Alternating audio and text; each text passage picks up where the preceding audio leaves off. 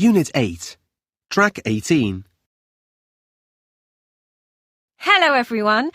In a few minutes we'll be setting off on our trip to the Palace of Com on Barney.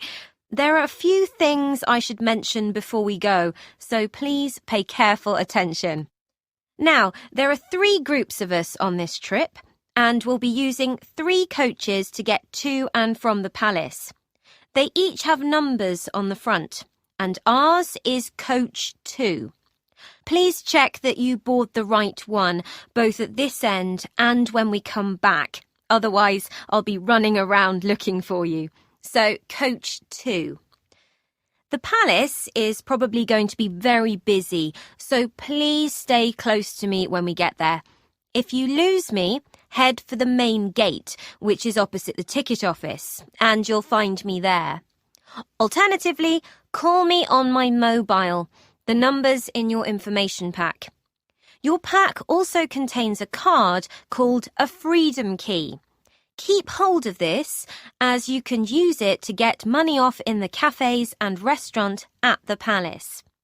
Now, these days, the palace is a museum, but you'll be surprised to hear that people still live there. No, they're not kings or queens, but local people who work at the palace and their families.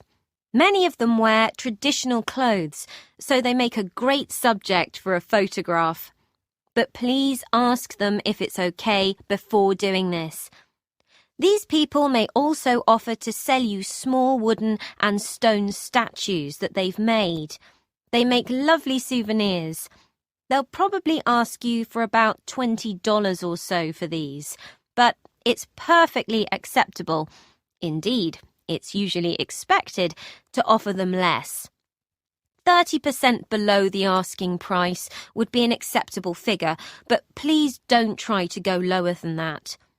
The statues, by the way, are a copy of the large statue of King Hupugata, which is just inside the main gate. A quick word of warning. This is of great significance to the locals, and while nobody will object to you photographing it, they don't like people touching it.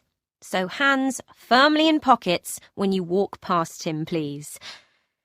Okay, so that's the boring stuff out of the way. Does anyone have any questions about the